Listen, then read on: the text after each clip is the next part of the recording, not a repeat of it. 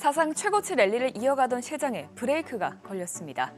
시장이 계절적으로 가장 약하다는 9월 말을 지나고 있는 데다가 증시 고평가에 이어서 AI 버블에 대한 우려가 점점 커지면서 투자자들이 일제히 차익 실현에 나서고 있는 것으로 보이는데요. 다만 대부분의 전문가들은 이는 잠시 숨고르기의 과정일 뿐이라면서 강세장 전망을 여전히 유지하고 있습니다. 오늘장 마감 상황 보면 다우지수는 0.37% 빠졌고요.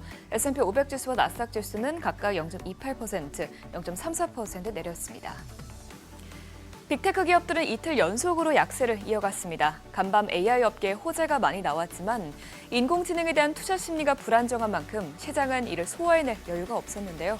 어제 장 마감 후 마이크론이 호실적과 매우 긍정적인 가이던스를 제시하고 알리바바가 엔비디아와 협력할 것이라는 소식이 나왔음에도 기술주들은 힘을 쓰지 못했습니다. 엔비디아는 알리바바와의 협력 소식에 장 초반에는 반등을 시도하다가 엔비디아와 오픈AI와의 순환거래 방식에 대한 우려에 짓눌리면서 결국 1%에 가까운 하락으로 마감했고요. 애플은 UBS에서 이번 아이폰 17 수요가 엔트리급 모델에 집중되면서 평균 판매 가격 상승 여력이 제한적일 수 있다고 언급하자 오늘 0.83% 내렸습니다. 이런 가운데 알파벳은 오늘 2%가량 빠졌고요. 마이크로소프트만 양전에 성공한 채 마감했습니다. 시청 6위부터도 보면 오라클은 스타게이트 프로젝트를 위해서 150억 달러 규모의 채권을 발행하겠다고 밝힌 이후 2% 가까이 빠졌습니다. 그래도 하락장 속에서 테슬라는 꿋꿋하게 상승세를 이어가고 있는데요.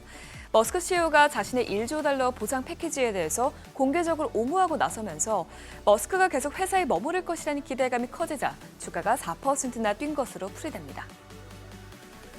이런 가운데 오늘 나온 경제 데이터는 결과가 좋았습니다. 미국의 신규 주택 판매는 예상 밖으로 큰 폭으로 증가했는데요. 8월 신규 주택 판매량은 80만 건으로 집계가 되면서 전월 대비 20% 넘게 급증했습니다. 이 증가율은 3년 7개월 만에 가장 높은 수치인데 65만 건 정도로 예상했던 전망치도 큰 폭으로 웃돌았습니다. 최근 들어 신규 주택 재고가 늘어난 가운데 주택 건설업자들이 공격적으로 가격 할인을 나서고 또 모기지 금리가 최근 큰 폭으로 떨어진 것도 판매량 급증으로 이어졌다는 평가가 나옵니다. 또 신규 주택 판매의 선행 지표인 건축 허가 건수 역시 전월 대비 마이너스를 보이긴 했지만 전망치보다는 좋게 나왔는데요. 전문가들은 낮아진 모기지 금리와 다시 재개된 금리 인하 사이클이 앞으로 주택 시장을 살릴 것으로 보고 있습니다. 이렇게 최근에 나온 지표들을 종합해봤을 때 아직까지는 미국 경제가 침체되고 있다고 보긴 어려운 상황입니다. 그러다 보니 월가에서는 단기적으로 고밸류에이션으로 조정이 나올 수는 있어도 전반적인 강세장 흐름은 계속될 수 있다고 전망하고 있습니다. 파이퍼 샌들러는 지금 증시가 하락하고 있는 것은 잠시 쉬어가는 과정일 뿐이라면서 상승 추세는 아직 끝나지 않았다고 밝혔고요. JP모건에서도 아마겟돈의 상황을 제외하고는 아직까지 이 강세장을 무너뜨릴 요인은 없다고 말했습니다. 다만 지금 시장이 불안할 수밖에 없는 이유 중 하나는 엔비디아와 오픈AI의 파트너십으로 인해서 AI 버블론이 다시 불거졌기 때문인데요. 월가에서는 대체로 이번 파트너십에 대해서 긍정적으로 평가했지만 일각에서는 이 거래가 일종의 벤더 파이낸싱이라고 지적했습니다. 공급업체가 제품을 팔기 위해서 고객에게 자금까지 대주는 구조라는 말인데요.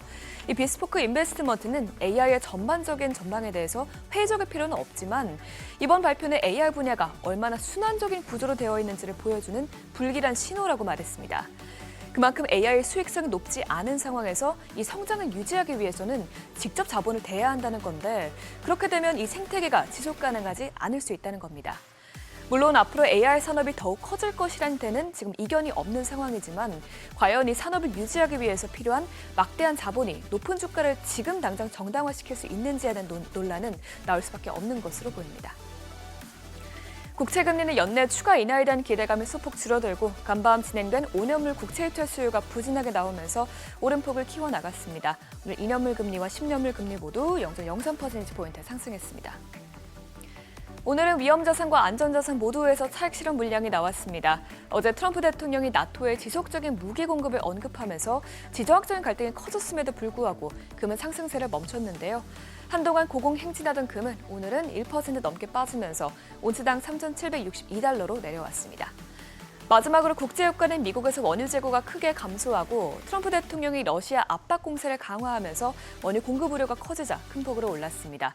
WTI와 브렌트유는 각각 2.49%, 2.22% 뛰어올랐습니다.